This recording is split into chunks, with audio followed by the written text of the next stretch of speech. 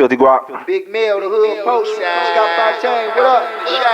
It's a jungle in the ghetto, so you better beware. It ain't nothing but gorillas, iron tigers, the best. Pro Mags, Zazas, killing for tourists. Step foot up in this jungle, leave out in the hearse. Codons, Percocet, city girls, yes, sex, all eyes, no deaths, full of shells, candle wax, candle lit, Brody hit, gas, shotty shot back. Guess he knew it was real when he died, he ain't come back. Round here, snakes, win, gorilla man, no being. Bro was facing 10, gave him up, now he back to win. Man, it's every day, on the floor, no other way. In the ghetto, better get you some cake, no birthday, no heart, no love, nigga, what is V-Day? Coming back, Porky, right? You met Porky. You guys was on Piru. Richard Cooper. You guys was hanging out on Piru Street. We went on Piru and nobody Street. questioned that? Nobody said anything. I didn't have a real big reputation, man. I thought besides that, we were teenagers, man. And I think for some reason, somehow it was rumored that he was putting stepbrother, something to that effect. I had heard that. Yeah. And I don't know if that's what gave him a green light to be in there, posted up in that house, or did Bob want him there for some particular reason. I know Bob used to say, you guys lucky, Porky. You know, Bob would talk shit, and he would stunt and clown. And yeah, what was it with Bob Simmons, man? He was posture. I love Bob, man. Yeah? Love him to death. I mean, he used to get in our ass, but he wasn't about, if you go to jail, to get you out of jail, the captain knew that Bob was going to discipline us, right? So, you know, the captain and Bob had an understanding.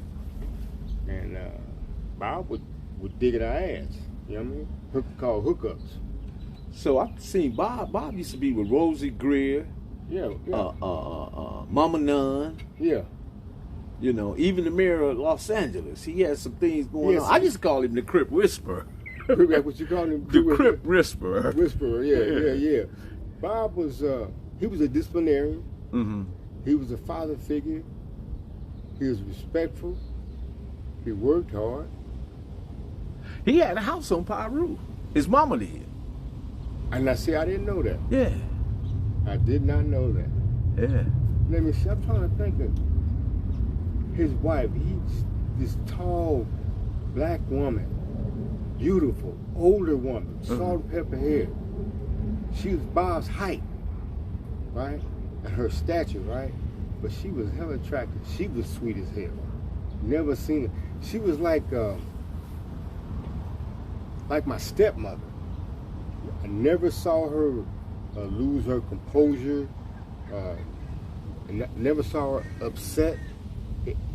No matter what happened, these women were just cool, calm, and collected. No matter what was going on, if it didn't concern the children, the only time they would like act, you know, in a manner. But other than that, they were like that. Those women, old sweet women. You know what I mean? I'm talking about. They don't make them no more. Right. What do you think, Bob? What was Bob's agenda, though? You know, that's something I never gave much thought to. You know, because he did all this stuff, put all this together. I'm still trying to figure out what was his overall agenda. He had to have had one because he had some pretty heavyweight fellas. I mean, he started with the OG cats, man. You know, that were discussed when I was a kid, man. You know, coming up as a baby crib. Yeah. But Bob was. He was one of the people I can say in my life made an impression. You know, I was 14, 13, 14, something like that. I was 14 when I met Big Cuz. Yeah. So when you say Big Cuz, you're talking about Tookie. Yeah. Make that established. Yeah. What was your first impression when you met him? Big Tookie? I'm say I was in awe. You know, he was this cat I used to hear about growing up, you know, as a kid, you know what I mean? To, you know, going to school and stuff like that, right? And I wanted to know the cat because what I heard about him was cool, was nice. He was a decent cat, but that he just didn't, in adult terms, he was had no problem setting his boundaries. You know what I'm saying? And I learned from that. Yeah, respect. You know. I remember the first time I saw him was 72 Oaks Park, when they first put the Oaks Park and put all that stuff together in that area when they got kicked out of Falcon Brookings and wind up in, and everybody came back with the ball heads, you know what I mean? Well, I've been wearing one ever since, but ain't why. That's not the reason though, man. But I was reflecting back on that time because everybody was saying, man, the Sunshine Crips. Do you remember that term when everybody was saying that? Sunshine, what's that? Sunshine Crips? Sunshine Crips, because everybody had a ball head. Everybody. I must have been in juvenile hall, locked up there. But I used to wear my hair. Well, I still do shit. But the reason I wore my hair bald though, originally though, I first started shaving my head when I moved over there on Pine and Santa Fe. You know, I think, true story, big cuz said, you need to shave your head. So I shaved it. You know, that's how I started. Yeah, see, just because he said that. To your point though, Tookie was the one that initiated the ball heads for back us, then. Yes. Yeah, for us, yeah. Yeah, because it gave everybody a distinguished look. Yeah. It's worked for me, you know what I'm saying? Hey, look, it's lucky though. I got a bald spot right here if I had some hair. So this is good. So across the street was the Pine Terrace. Do you remember the swimming pool over there? The apartments across the street. Across the street or across the alley? Across the alley. Well, the apartments across the alley didn't have a pool. The one across the street where the dairy was at. Okay, yeah. You remember the swimming pool over there? I do. Yeah, we all used to go swimming in there. Took used to be picking people up and dunking them. Yeah, throwing them like a shot put. Yeah. Yeah. Yeah. When we moved over there on Edel off of San Pedro, who was in the pool, still doing the same stuff. We used to have chicks come over there sometime, man, and hang out with them. It was nice, man. It was cool. We was barbecue. This is even back then. Barbecue a bit. What's your fondest memory of Tookie?